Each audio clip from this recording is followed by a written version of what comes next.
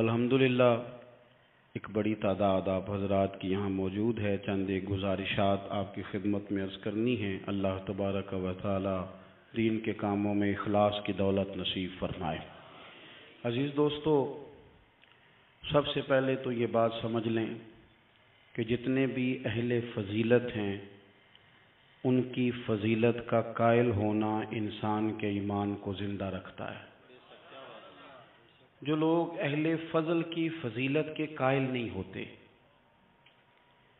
وہ لوگ معاشرے کے اندر فساد کا سامان برپا کرتے ہیں. جتنے بھی اہل فضیلت ہیں، آپ کے والدین ہیں، آپ ان کا ادب کریں گے تو معاشرے میں سکون پیدا ہوگا، اور اگر آپ بے ادبی کریں گے تو فساد پیدا ہوگا.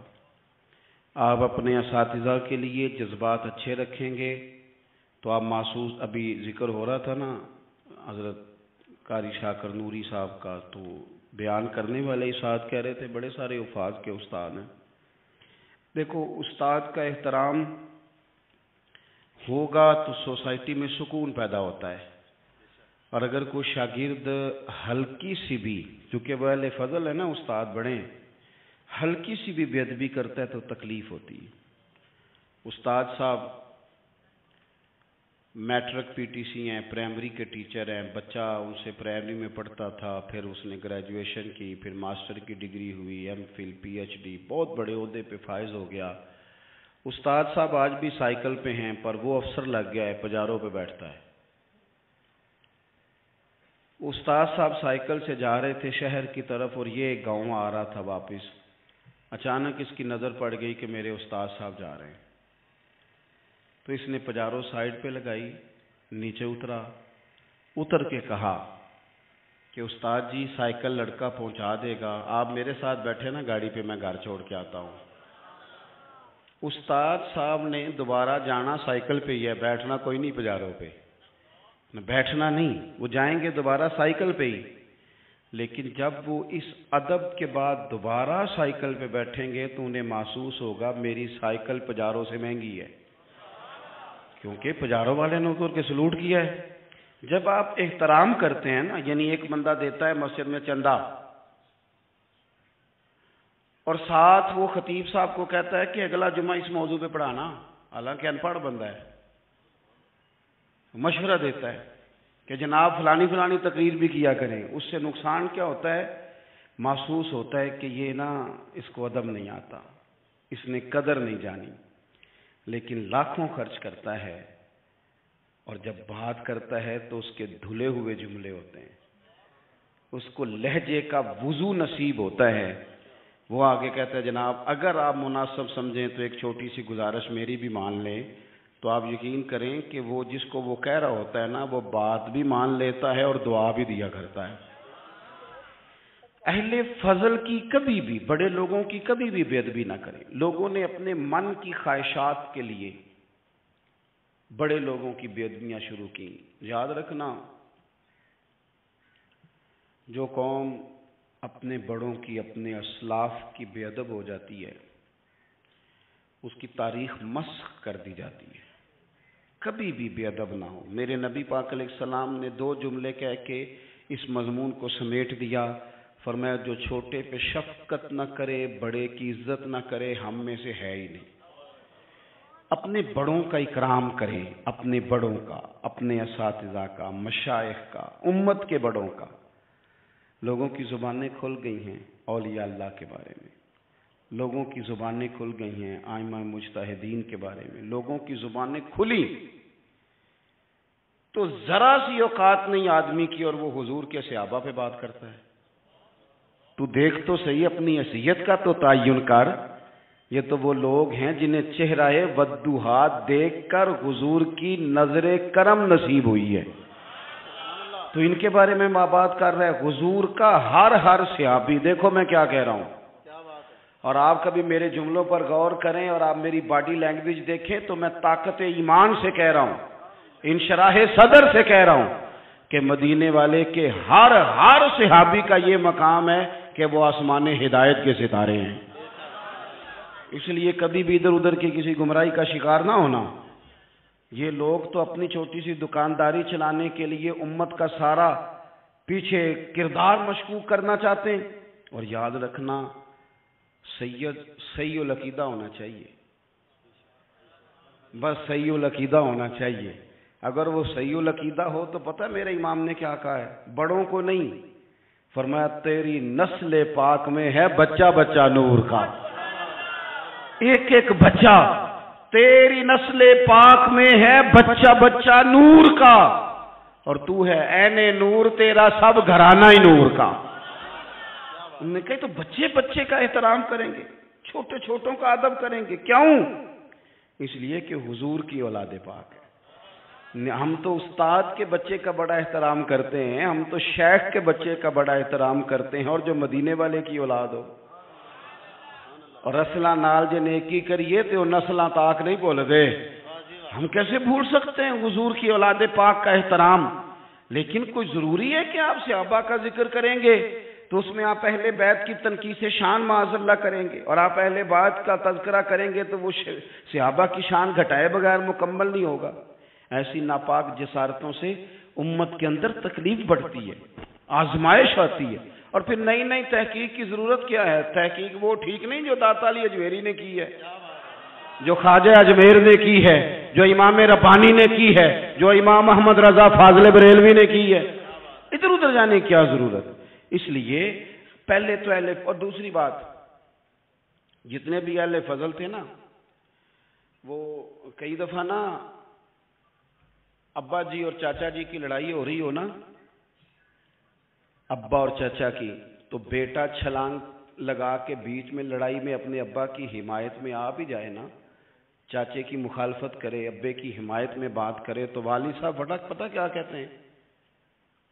کہتے پتر تو چپ کرے، ساڈا پراواں پراواں دا مسئلہ ہے، تو اپنے قد کاٹھ میں رہ، تو اپنی حیثیت میں رہ، تو چھوٹا ہے، تیرے والا مسئلہ.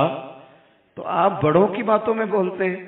بڑوں کی باتوں میں بولنے والے لوگ سیانے نہیں ہوتے، وہ تو بچپنے کا اظہار کرتے ہیں کبھی بھی. اور پھر ہم نے ان سے تربیت لینی تھی کہ ہم نے ان پر بحث کرنی تھی؟ کبھی آپ نے دیکھا ہے کہ ٹیچر آئے پڑھانے کے لیے کالج میں تو بچے اسے کہیں اپنی ڈگری دکھاؤ، تو وہ کہتا تو دفع ہو نا کلاس سے، ڈگریاں بڑے دیکھا کرتے ہیں چھوٹے نہیں دیکھا کرتے. ڈگری پرنسپل صاحب کو دکھاؤں گا، تیری حیثیت ہے تو میری ڈگری دیکھے، تو اپنی اوقات میں رہ. اس لیے پہلے تو، اور پھر قرآن مجید کی جو آیت میں نے تلاوت کی نا، اسی مضمون کو اللہ نے وہاں بیان کیا. فرمایا والسابقون السابقون، وہ جو پہلے پہلے حضور کے پاس آ گئے، فرمایا وہ سبقت لینے والے سبقت لے ہی گئے. تو مالک اگر وہ پہلے آئے تھے تو پھر انہیں کچھ ملا بھی. اگر ان لوگوں نے پہل کی تھی، وہ سابقون الاولون تھے، تو ملا کیا؟ فرمایا والسابقون السابقون، سبقت لینے والے سبقت لے گئے، اولئک المقربون، یہی تو رب کی بارگاہ کے مقرب لوگ ہیں. یہ پہلے آئے ہی اس لیے تھے کہ انہیں قربت دی جانی تھی، یہ مقربین ہیں. کبھی حضرت علامہ اسماعیل حقی نے لکھا ہے، بڑی سونی بات، بڑی خوبصورت بات. آپ جب کسی کو عزت دے رہے ہوتے ہیں تو اس کا مطلب یہ ہوتا ہے کہ آپ کے پاس عزت ہے. اور جب آپ کسی کو عزت نہیں دیتے تو اس کا مطلب یہ ہوتا ہے کہ آپ کے اپنے پاس کوئی نہیں. کیونکہ مجھ سے کسی نے کہا 2-4 ہزار دو تو میرے پاس ہوگا تو میں دوں گا نا، اور اگر میں نہیں، میرے پاس ہے نہیں تو دینا کہاں سے ہے. علامہ اسماعیل حقی رحمۃ اللہ نے لکھا ہے کہ نبی پاک علیہ السلام تشریف فرما ہیں، حضور کے صحابہ کی ایک جماعت بارگاہ میں بیٹھی ہے. حضرت صدیق اکبر بھی حضور کے بالکل قریب بیٹھے ہیں، وہ آج بھی حضور کے قریب ہی ہیں، قریب بیٹھے. تو اچانک نہ محفل میں حضرت مولا علی شیر خدا تشریف لے آئے. باقی صحابہ بھی اٹھنا چاہ رہے تھے، کوشش ہو رہی تھی، لیکن پتہ ہے سب سے پہلے جگہ کم تھی، کو بندہ ذرا سرکتا یا جگہ بناتا تو جگہ بننا تھی. باقی بھی اٹھنا چاہ رہے تھے، لیکن سب سے پہلے حضرت صدیق اکبر اٹھے. حضرت مولا علی کا بازو پکڑ کے تھام کے حضور کے قریب بٹھایا، خود ذرا تھوڑے سے پیچھے ہو کے بیٹھ گئے. اب بولا نہیں کوئی، وہاں لوگ کم باتیں کرتے تھے، وہاں لوگ بولا ہے پائے نظر ہوش میں آ، یہ کوے نبی ہے. آنکھوں سے بھی چلنا یہاں بے ادبی ہے، لباں تے موراں لگیاں، بولن دی جاچ بھول گئی. اوتھے زباناں تائیں کھولن دی جاج بول گئی تے جا کے مدینے اتھرو میرے سوال بن گئے. حضور کی بارگاہ میں وہاں کو بندہ بات کرے اللہ نے پہنچایا سرکار کے قدموں میں، صد شکر میں پھر آیا سرکار کے قدموں میں، کچھ لمحے سلامی کو ٹھہرا ہوں مواجہ پر، پھر مجھ کو ادب لایا، پھر مجھ کو ادب لایا سرکار کے قدموں میں. تو حضرت کسی نے گفتگو نہیں کی، حضرت صدیق اکبر نے بازو تھاما اور لا کر کے نا حضرت مولا علی کو حضور کے قریب بٹھایا اور خود سائیڈ پہ جا کے بیٹھ گئے. کوئی بولا نہیں، بات نہیں کی. تب ہم تو باتیں زیادہ کرتے ہیں نا. جا کے سائیڈ پہ بیٹھ گئے اور کسی نے کیا تبصرہ کرنا تھا، نہ کسی کی جرت تھی، نہ کوئی کرنا چاہتا تھا، نہ کر سکتا تھا. تھوڑی دیر خاموشی رہی، پھر میرے کریم بولے اور حضور بول کے فرمانے لگے دیکھا تم نے ابو بکر نے کیا کیا ہے. اور پھر حضور فرمانے لگے عزت والا ہی کسی کی عزت کو پہچان سکتا ہے، فضل والے ہی اہل فضل کو پہچانا کرتے ہیں. میں ذمہ داری سے کہتا ہوں کہ مولا علی کی شان کو اگر سمجھ سکتے ہیں تو ابو بکر صدیق سمجھ سکتے ہیں، اور حضرت صدیق اکبر کا مقام اگر کوئی جان سکتا ہے تو مولا علی ہی جان سکتے ہیں. سادات کرام سروں کا تاج ہوتے ہیں. بعض سادات کی بات بڑی یاد رہ جاتی ہے. میں نے ڈائریکٹ تو نہیں سنا، میں نے اپنے بزرگوں سے سنا. خطیب الاسلام حضرت پیر سید فیض الحسن شاہ صاحب آل و معار شریف والے، حضرت شاہ صاحب نے زیارت کی ہوگی تو ہم نے جی بار بار کی فرما رہے ہیں. تو شاہ صاحب سید تھے، بہت بڑا خاندان تھا. ان کے دادا کو چراغ ہند کہا جاتا تھا. حضرت پیر چندن شاہ بڑے لوگوں میں سے، اکابرین میں سے. سلسلہ نقشبندیہ سے ان کا سلسلہ طریقت تھا، چورا شریف سے. تو بڑی باتیں سمجھا کے اس موضوع پر بڑی باتیں کر کے ایک بزرگ فرمانے لگے، ایک تقریر میں انہوں نے بات کی تو میں کئی راتیں روتا رہا کہ یار اس طرح بھی ہوتا ہے. کہتے ہیں وہ تقریر کرتے کرتے کرتے کرتے کرتے کرتے بولے اور ان کا انداز تھا، لہجہ تھا، روب تھا، دبدبا تھا، تنتنا تھا. اپنی بات کو سمیٹتے ہوئے کہنے لگے چلو میں نے دلائل تمہیں دے دیے، عقلی نقلی باتیں تم تک پہنچا دی، اب میری ذاتی بات بھی سنو. کہنے لگے میں سید ہوں، پتر ہوں مولا علی کا، پر میں مرید ہوں ابو بکر صدیق کا. میں سیدنا ابو بکر صدیق کا مرید ہوں. وہ جس بزرگ نے مجھے بات بتائی ان کا سالوں سے تدریس سے رشتہ ہے. کہنے لگے ایک سید کے لہجے کا وہ حسن اور گفتگو کا وہ انداز. کہتے میں کئی راتیں روتا رہا. میں نے بڑی چیزیں پڑھی تھی اس عنوان پر، رحماء بینہم کے تحت بڑا کچھ پڑھا تھا، پر یہ انداز، یہ رنگ، یہ سچے لوگوں کا طریقہ تھا، دیانتدار لوگوں کا طریقہ تھا. انہوں نے اپنے ذوق کے ذریعے سے ہمیشہ قوم پر مثبت اثرات چھوڑے. اللہ ہمیں سمجھ عطا فرمائے. تو ایک تو کبھی بھی اہل فضل کی عزت میں کبھی بھی کمی نہ. آج ہم ذکر کر رہے ہیں نا امام حسین کا. امام حسین رضی اللہ تعالیٰ عنہ، میرے جیسے بندے کی تو زبان نہیں اس قابل نہیں کہ ان کا نام لے سکے. کہاں سیدنا امام حسن اور کہاں سیدنا امام حسین اور کہاں ہم لوگ. ہماری حیثیت ہے. ہم تو یہ تو وہ لوگ ہیں جن کا نام ذریعہ نجات ہے، جن کا تذکرہ ذریعہ نجات ہے. ان لوگوں کے ساتھ جب سے یہ بحث معاشرے میں بڑھی ہے نا، جب سے لوگوں نے شکوک بڑھا دی ہے، آپ یقین کریں صحابہ اور اہل بیت کے ساتھ جو وارفتگی تھی نا لوگوں کی، وہ جو ذوق تھا، کسی کا بھی نام آتا تھا تو لوگ مچل جاتے تھے. اب تو کسی ایک کا ذکر شروع کرتے ہیں تو کانوں میں خارش شروع ہو جاتی ہے، لوگوں کو پریشانی ہونے لگتی ہے. پھر یہ فلانے کا تذکرہ ہونے لگا. بھئی آپ کیوں پریشان ہو رہے ہیں؟ یہ سارے اسی دریائے محبت کی نہریں ہیں جس کو مدینے والے محبوب نے اپنے دست مبارک سے چلایا ہے. آپ کیوں یہ کام کرتے ہیں؟ کیوں انتشار کا سبب بنتے ہیں؟ نہ کریں جی، آپ کی مہربانی. اللہ آپ کو سلامت. سب کو ایک جیسی گرمی لگ رہی ہے. ویسے تقریر کرنے والے کو تھوڑی سی زیادہ لگتی ہے باقی. لیکن یہ کہ میں کیونکہ بہت سارے لوگ بیٹھے ہیں تو یہ مناسب نہیں لگتا مجھے بات کرنے دیں. اللہ آپ کو اس کا اجر دے اچھے ارادے اور اچھی نیت پر. آپ غور کریں جی میری بات پر. حضرت امام حسین رضی اللہ تعالیٰ عنہ یہ حضور کی اولاد پاک ہیں. پیروں کو نا تھوڑی مٹی لگ گئی. عمر جوانی کی تھی، داڑھی مبارک ساری سیاہ تھی، کالی تھی. حضرت ابو ہریرہ ان سے سالوں بڑے تھے، امیر المومنین فی الحدیث. حضرت ابو ہریرہ نے دیکھا کہ امام حسین کے مقدس قدموں کو مٹی لگ گئی. کسی سے بھی کہا جا سکتا تھا ذرا امام صاحب کی توجہ کرانا، یہ ذرا مٹی اتار دینا، لیکن حضرت ابو ہریرہ جھٹ سے اٹھے، اپنی پگڑی کھولی، اس کا پلو لیا اور حضرت امام حسین کے پیروں سے مٹی صاف کرنی شروع کر دی. کیوں کہ اہل فضل ہی کسی کی فضیلت کو جان سکتا، عزت والا ہی کسی کو عزت دیتا ہے. جس کے پاس وقار ہو. او میرے سنگیو، لوگوں کی باتوں میں نہ آنا، یہ تمہیں الجھا دیں گے، یہ تمہیں تفریق میں ڈال دیں گے، یہ انتشار برپا کریں گے. یہ وہ حسین جماعت ہے جو حضور کے سامنے بیٹھا کرتی تھی. ان سے پیار کرنا، ان سے محبت کرنا. آپ کبھی ترمذی کی ایک حدیث پڑھیں تو مر جانے کو جی کرتا ہے. حضور نے فرمایا تھا میرے صحابہ کے بارے میں اللہ سے ڈرنا، میرے بعد انہیں اپنی زبانوں کا نشانہ نہ بنانا. کاش کوئی ان جملوں کا درد سمجھ سکے.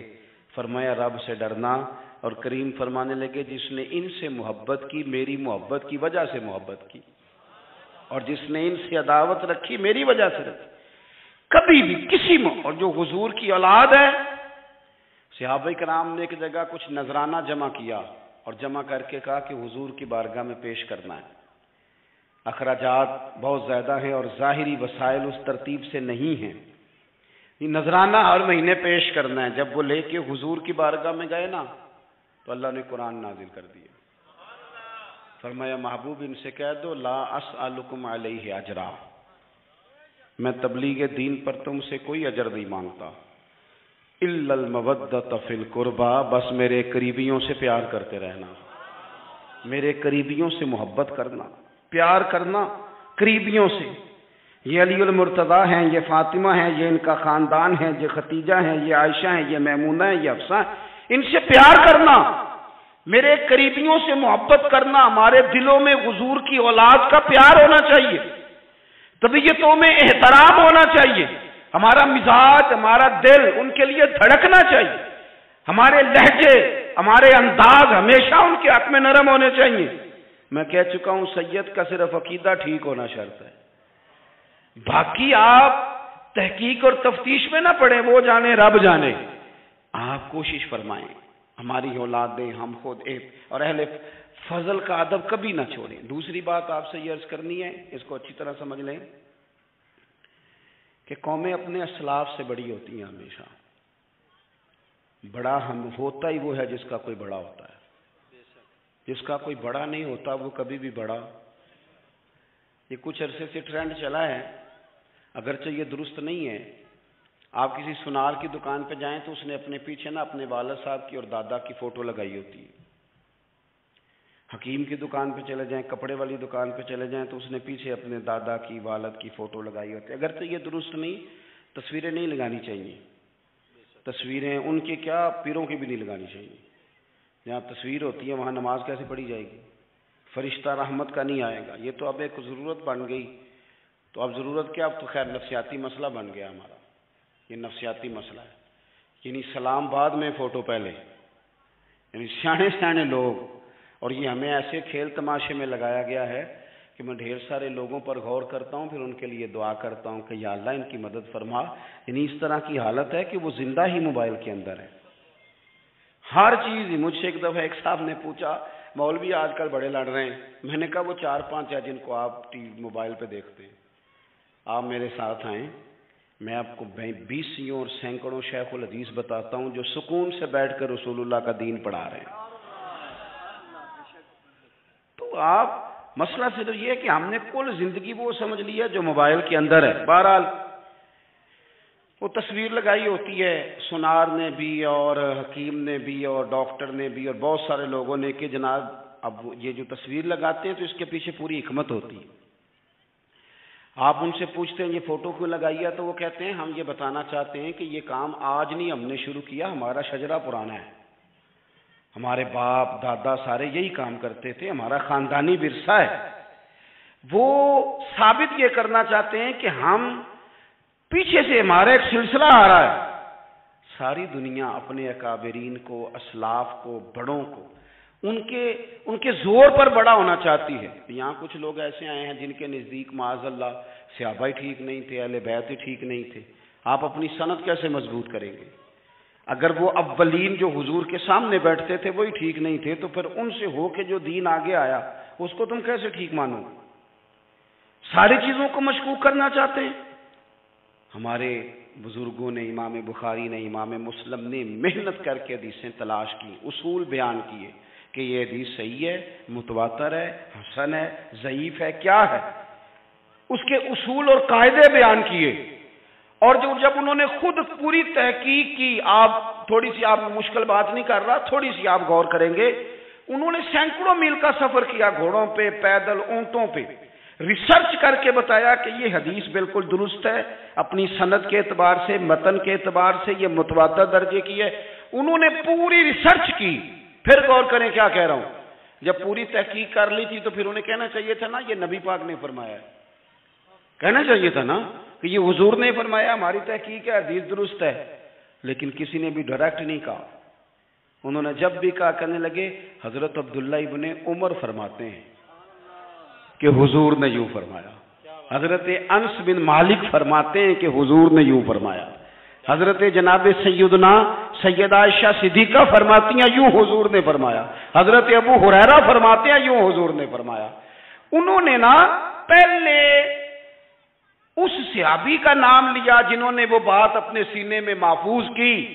کیا بتایا انہوں نے ہمیں کہ ہم دنیا گھوم آئے ہیں، ریسرچ کر آئے ہیں، تلاش و بسیار کے بعد اس نتیجے پہ پہنچے ہیں کہ دین کا اصل فیض وہی ہے جو صحابہ اور اہل بیت کے سینوں سے ہو کے امت کو نصیب ہوا ہے۔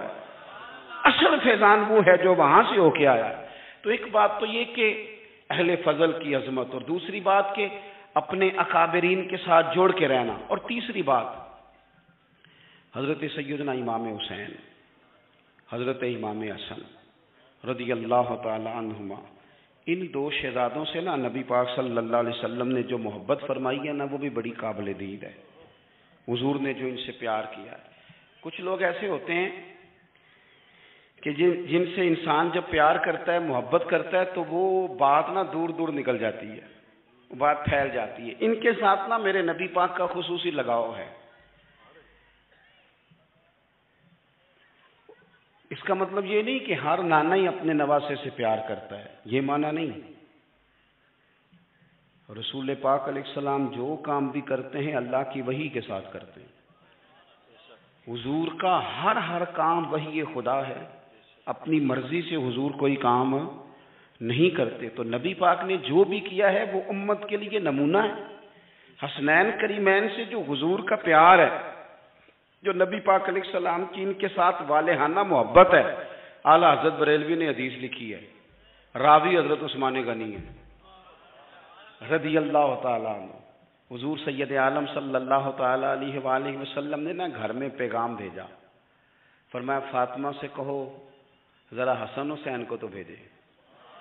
یہ سارا دن ہی حضور کے پاس رہتے ہیں، سارا دن ہی، لیکن وہ جو والہانہ پن ہے، جو محبت ہے، جو ان کے ساتھ محبوب کا خاص لگاؤ ہے، سیدہ سے کہو ذرا شہزادوں کو بھیجے، تھوڑی سی دیر ہو گئی آنے میں۔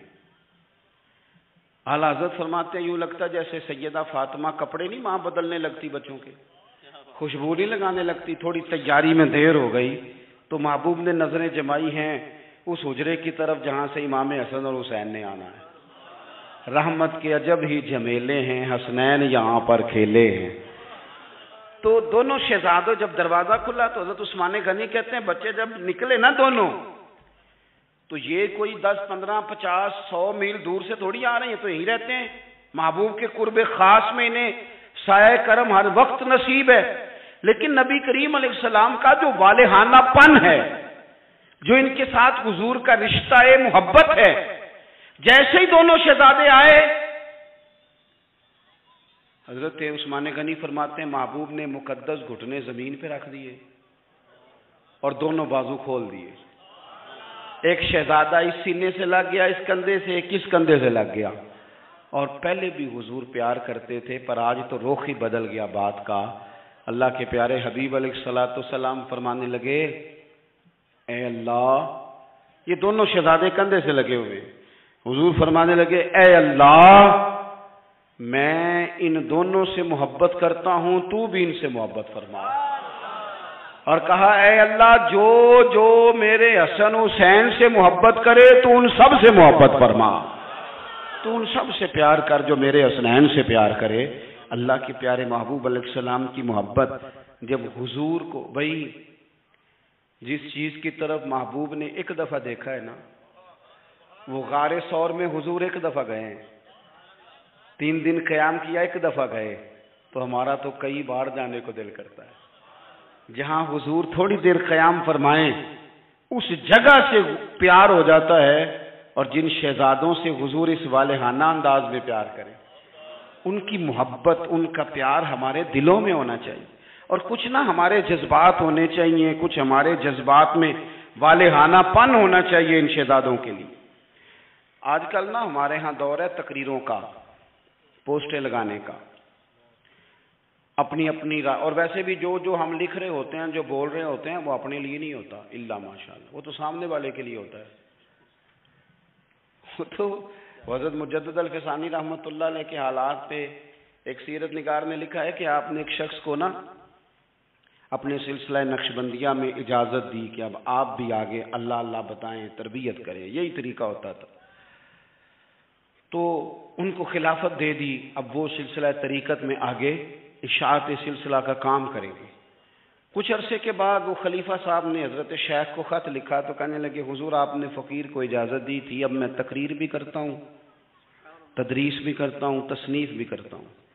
تو حضرت فرمانے لگے آپ بہت اچھے کام کر رہے ہیں، رب آپ کو برکت دے، پر یہ سارا کچھ تو آپ لوگوں کی اصلاح کے لیے کر رہے ہیں، کچھ اپنے لیے بھی کرتے ہیں؟ رات کو تہجد میں اٹھ جاتے ہیں، کچھ اللہ کے حضور رونا نصیب ہو جاتا ہے، کچھ آپ کو درود و سلام کی کیفیات نصیب ہوتی ہیں، یہ تو جو کچھ ہے الحمدللہ بہت اچھا ہے، قابل تعریف ہے، پر یہ تو آپ خدمت دین کا کام کر رہے ہیں نا لوگوں کی، آپ اپنے لیے کیا کر رہے ہیں؟ یہ بھی تو مقام غور ہے۔ بہت ساری چیزیں آج ایسی ہیں جو تقریروں میں تحریروں میں، لیکن ہمارے پرانے بزرگ جو تھے ان کا رنگ اور تھا، ان کا انداز والہانہ تھا، والہانہ۔ میں نے کئی دفعہ سنائی ہے بات، پھر سناتا ہوں۔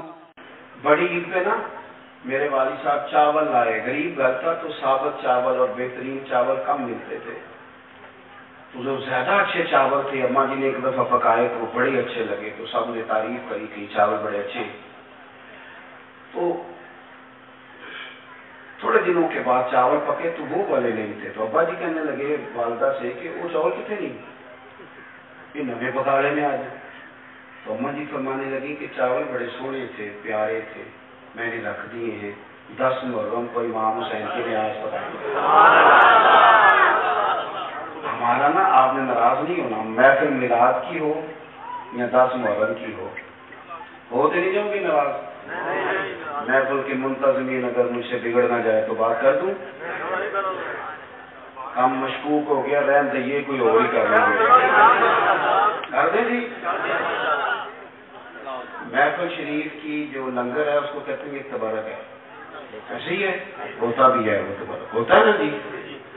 تو جو شاپر میں چاول تبرک صاحب ہیں وہ ناچنا بھی کھا لے گا، کوئی مسئلہ نہیں، اس کے لیے مرغن غذا کی کیوں اہتمام کیا؟ اس کو تبرک نہیں گزرتا الگ سے، شیر صاحب کو نہیں گزرتا، ان کے الگ سے نہیں گزرتا یہ تبرک۔ وہ خدا کے بندو، غریب کو تو لوگ اب تو تگڑے بندے افطاریاں بھی سیاسی کراتے ہیں، وہ تو دعوتوں میں بھی تگڑوں کو بلاتے ہیں۔ یہ محفل میلاد تھی، محرم کی محفل تھی، 11ویں کی محفل تھی، جس میں ماڑے ماڑے لوگ آتے تھے، تم نے اس میں بھی غریبوں کا شاپر والا چاول بنا دیا اور امیروں کے لیے لنگر مہمان خصوصی کے لیے تم نے الگ سے بنا دیا۔ کاش میلاد کی محفل میں تم زیادہ بوٹیوں والے چاول پکاتے، سب کے لیے ایک جیسے، اور غریب کو پرات بھر کے دی جاتی۔ اس کے بچے جو سالہ سال گوشت سے لڑائی کرتے ہیں وہ چاروں بچے ساتھ لے آتا، اور جب بچے چھوٹے چھوٹے دیہاتی غریب وہ کھانا کھا رہے ہوتے ہیں تو ابا جی سے پوچھتے ابا جی آج کی ہے؟ یہ بھی ایک سبق ہے میلاد کا۔ اج کی ہے سانوں تے کبھی ہم پوچھتے ہیں ابا اج کی ہے ابا جی تھپکی دے کے پیار کر کے ہو سکتا ہے ابا رو ہی پڑتا رو کے کہنا پتر اج رج رج کھاؤ بوٹیاں اج رسول پاک دا میلاد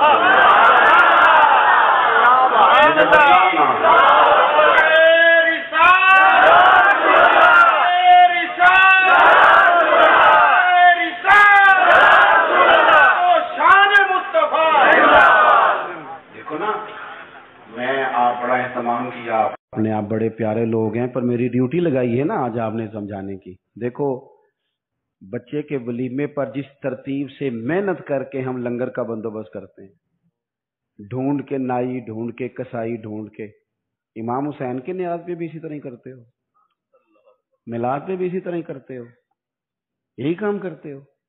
ایک مثال اور دیتا ہوں, میں نے اپنے ماں باپ سے سیکھا یہ ادب, اور وہ پڑھے لکھے نہیں تھے, سادہ تھے. میری اماں جی مجھے کہتی محرم والے دن کہ جا مینو نا ٹوٹیاں لیا دے, میں کھیر ونڈنی ہے. ٹوٹیاں دا پتا جی؟ چلو شکر ہے تسی کافی بندے پینڈو نکل آئے ہو, ورنہ تو لوگ مانتے نہیں کیسی پینڈو ہاں. ٹوٹیاں لا دو.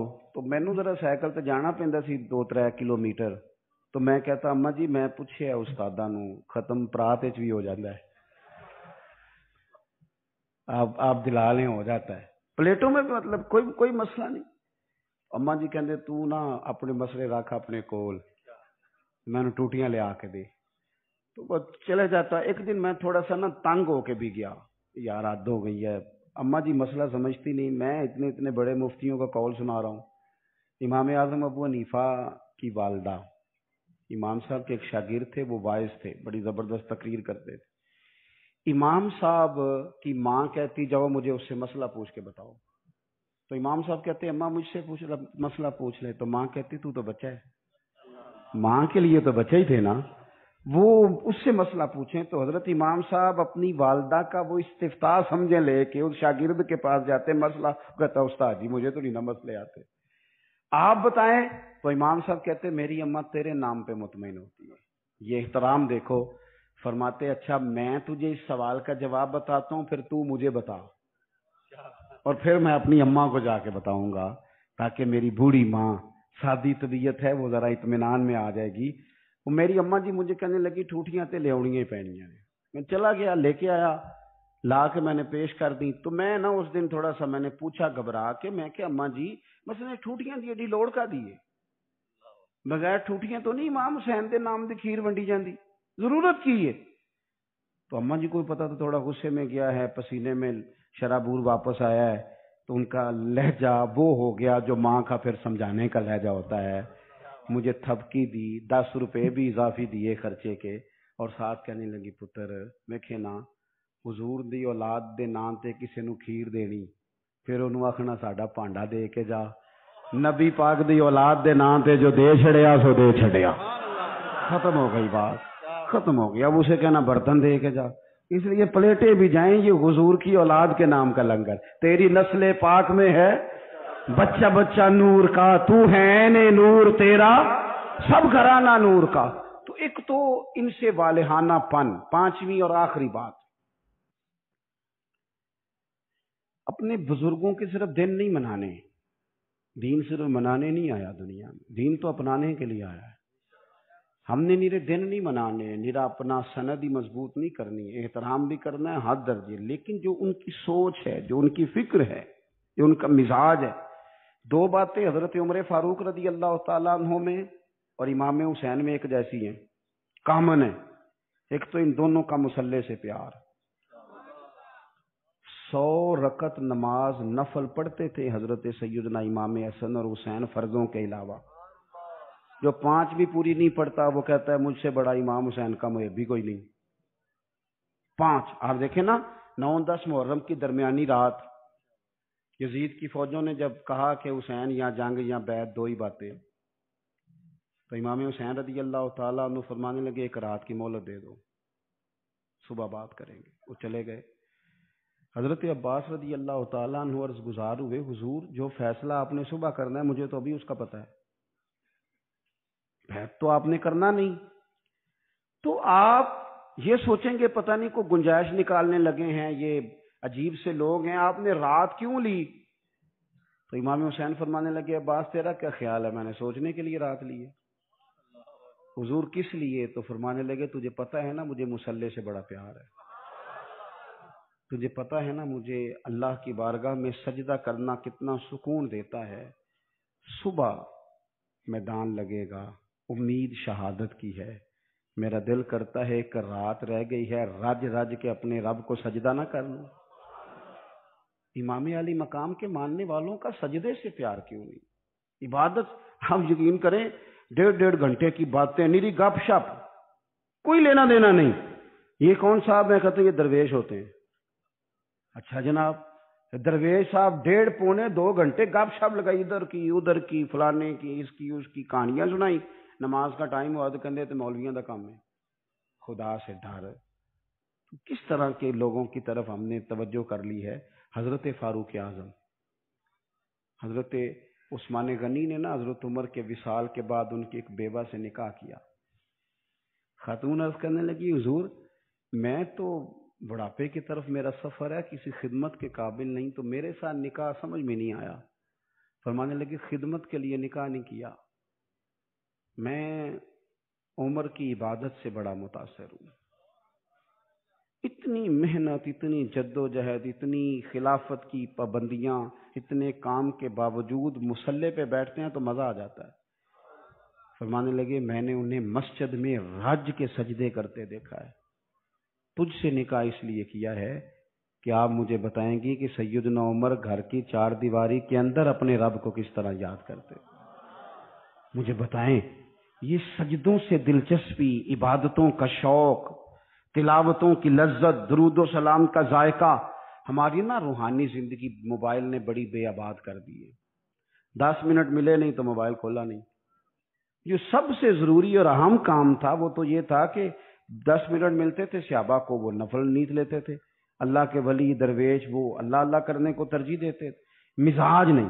ایک تو یہ بات اچھی طرح باندھ لیں امام علی مقام سے محبت کرنے سیدنا فاروق اعظم سے، اور دوسری بات یہ کہ باطل سے کبھی سمجھوتا نہیں، باطل کے لیے گنجائش نہیں۔ ہم مختلف حکمتیں، مختلف مصلحتیں، مختلف کہانیاں چھیڑ کے باطل کے لیے گنجائش پیدا کرتے ہیں۔ ہم یا دیکھ لیں ہمارے ملک میں کیا ہو رہا ہے۔ وہ ایک دوست آئے تھے میرے پاس جمعے سے 4-5 دن پہلے، بزرگ بندے ہیں، کبھی کبھی آ جاتے ہیں، تو مینوں کہنے لگے پیر صاحب بھلا کی ہو رہا ملک وچ؟ میں کہا جی سب دے سامنے ہی ہے۔ فرمان لگا جدوں بچپن چ کھیڈی دا سی نا تے کھیڈ دا ہار جس دا نتیجہ نہ منن دا ارادہ ہوندا سی تے ادوں آکھیدا نہیں دوبارہ کرو تساں رود ماریا ہے، کہندے نے یہی کچھ ہو رہا ہے صبح و شام۔ اور آپ دیکھیں مذاق اتنا زیادہ ہے، اب تو باہر کے ممالک ہمیں کہتے ہیں کہ کس طرح کے لوگ ہو تم، صرف مذاق نہیں کسی کے ساتھ ہو رہا ہوتا، صبح و شام مذاق ہو رہا ہے، حد ہو گئی۔ یعنی ایک بندہ اٹھا اس نے کہا میں ہر بندے کو روٹی کپڑا اور مکان دوں گا، اس پر اس نے حکومت قائم کر لی، ہوئی کہ نہیں آپ کے ملک میں؟ پھر دیا اس نے سب کو روٹی کپڑا اور مکان۔ پھر ایک اٹھا تو اس نے کہا قرض اتارو ملک سنوارو، لوگوں نے، عورتوں نے، خواتین نے، بچوں نے اپنے کانوں سے اتار اتار کے بالیاں بیویوں نے دے دی، پھر اتر گیا قرضہ ملک کا۔ پھر ایک تیسرے صاحب آ گئے، کہا میں کرپشن ختم کر دوں گا، پھر کرپشن زیادہ لوگوں کو ٹکٹیں دے دی، ان کو منسٹر بنا دیا۔ بیچاری قوم تو تمہارے جھوٹے سچے نعروں کے پیچھے لگ جاتی ہے، لیکن رب کریم کی بارگاہ کو کیا جواب دو؟ میرے پاس آپ یقین کریں لوگ آتے ہیں ہمارے پاس نا، خانقاہوں، آستانوں، مساجد میں لوگ نیک آدمی سمجھ کے آ جاتے ہیں دعا کرانے، وہ پھر اپنا دکھ بھی سنا کے جاتے ہیں، لوگوں کی تکلیفیں سنی نہیں جاتی۔ یہ جتنے سیاسی تبصرے ہیں یہ اسی والے کمروں کے ہیں، امیر پیروں کا، وزیروں کا، تگڑے لوگوں کا عوام سے گیپ زیادہ ہو گیا ہے۔ عام آدمی کی دکھ نہیں سمجھ پا رہے ہم لوگ غربت کی سطح سے نیچے زندگی گزار رہے ہیں۔ یار حد ہو گئی نا کہ ہم اس ملک میں رہتے ہیں جس میں ڈھیروں لوگ ایسے ہیں جنہیں صاف پانی نہیں ملتا، پینے کا صاف پانی، کچھ نہیں صاف پانی مل جائے۔ میں اور آپ اس ملک میں رہتے ہیں، اچھا ایک طرف حال یہ ہے کہ نئے ماڈل کا موبائل آئے تو ملتا نہیں مارکیٹ میں، پرانا مل جاتا ہے۔ یہ امیروں کی چاہتیں۔ گاڑی 3-4-5 لاکھ روپیہ زیادہ دے کے بک کرا لیں گے، چاہیے مجھے ذرا 2 مہینے پہلے۔ دوسری طرف حال یہ ہے، میں کبھی کبھی وقت نکال کے سرکاری اسپتالوں میں جاتا ہوں، کچھ مریض ایسے ہوتے ہیں جنہیں تسلی بھی دے دی جائے تو ان کا فائدہ ہو جاتا ہے۔ آپ کبھی حال دیکھیں جا کے، لوگوں کو ویل چیئر پہ بٹھا کے ڈرپ لگا دیا ڈاکٹر نے، ڈاکٹر کیا کرے، بیڈ ہی کوئی نہیں۔ اس طرح بھی کبھی ہوتا ہے، کوئی والی وارث نہیں قوم کا، یعنی جن لوگوں کو بیمار ہوں تو لیٹنے کو جگہ نہ ملے، اس قوم کے لوگ جھنڈے لگائیں اور وزیروں کے نعرے لگائیں اور جناب وہ اور جتنا پیسہ تم الیکشن پہ لگاتے ہو نا، اس کے کتنے کتنے بڑے اسپتال بن جاتے، لیکن مزاج نہیں، طبیعت نہیں۔ حضرت امام حسن میں، سیدنا عمر فاروق میں یہ بات کامن تھی کہ باطل کے ساتھ کبھی صلح، یہ ہم نے غلط لوگوں کو سپورٹ کر کر کے باطل کو عروج دیا ہے، کبھی صلح نہیں۔ انہوں نے کہا جو باطل ہوتا ہے وہ بہرحال باطل ہوتا ہے۔ یزید اگر باطل ہے، بڑی حکمتیں تھیں امام حسین کے سامنے، بڑا کچھ ہو سکتا تھا، چلو باہر نکلتے ہیں ذرا لوگ کٹے، ہمیں بھی لوگ کہتے ہیں آپ سیاسی بات نہ کیا کریں، وہ بعض لوگ مختلف جماعتوں کے آئے بیٹھے ہوتے ہیں تو فلان ہو جاتا ہے، تو میں نے کہا کیا ہو جائے گا، کیا بات کرتے ہیں آپ، کیا حیثیت ہے ہماری، نہیں کوئی ہم سے دلچسپی لیتا تو نہ لے، ہماری جو ڈیوٹی ہے وہ اذان بھی پوری نہ پڑے، وہ بھی دیکھ کر پڑھیں کہ فلانا بندہ ناراض نہ ہو جائے، جس کی طبیعت میں جو آتا ہے وہ کرے۔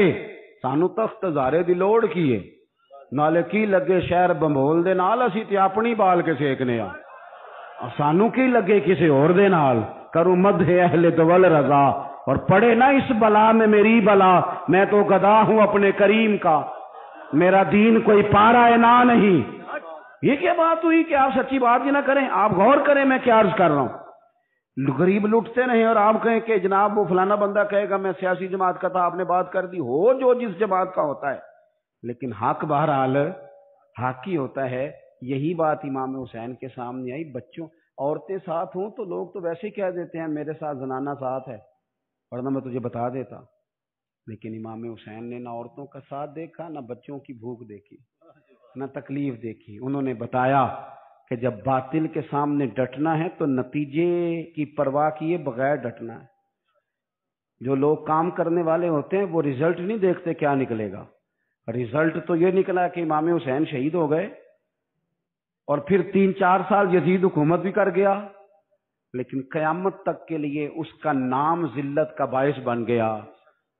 اور انسان کو بیدار تو ہو لینے دو، ہر شخص پکارے گا ہمارے ہیں حسین، اب بیدار تو ہو لے۔ امام حسین کا نام سند بن گیا باطل سے لڑنے کی، تو مہربانی کریں، ہو سکتا ہے آپ اکیلے ہوں پورے گھر میں، لیکن آپ ڈٹنا سیکھیں، سچ کہنا سیکھیں، بات صحیح کرنی سیکھیں، کام پہ نہیں، ڈرے نہیں۔ کوئی جب اللہ تعالیٰ ساتھ ہو پھر کوئی بندہ کسی کا کیا بگاڑ سکتا ہے۔ سچ پر کھڑے ہونا سیکھیں، سچ پر، اللہ کے بندوں کا پیار اپنے دل میں بٹھائیں۔ اگر یہ حکومتیں یہ سارا کچھ درست ہو جائے تو آپ یقین کریں قوم آسودگی میں آ جائے۔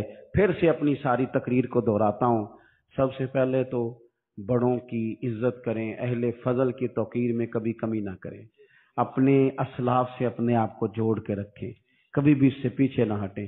امام حسن ہوں، امام حسین ہوں، حضور کے خلفائے راشدین ہوں، عشرہ مبشرہ ہوں، ان سے شوق والا پیار کریں، چھلکے ان کا پیار، اور پھر اپنی عبادت پر خاص توجہ دیں۔ مصلی آباد ہو تو رب کی مدد آتی ہے، روح سکون میں رہتی ہے۔ اور آخری بات یہ کہ کھڑا ہونا بھی سیکھیں، ڈٹنا بھی، اللہ کی مدد ڈٹنے کے بعد آتی ہے۔ ان الذین قالوا ربنا اللہ ثم استقاموا، جو رب کا نام لے کے ڈٹ گئے، پہلے وہ ڈٹے، تتنزل علیہم الملائکہ، پھر اللہ نے مدد کے لیے فرشتے نازل کیے، پہلے ڈٹیں گے پھر مدد آئے گی۔ اللہ تعالیٰ مجھے اور آپ کو عمل کی توفیق عطا کرے۔ آخر دعوانا الحمدللہ۔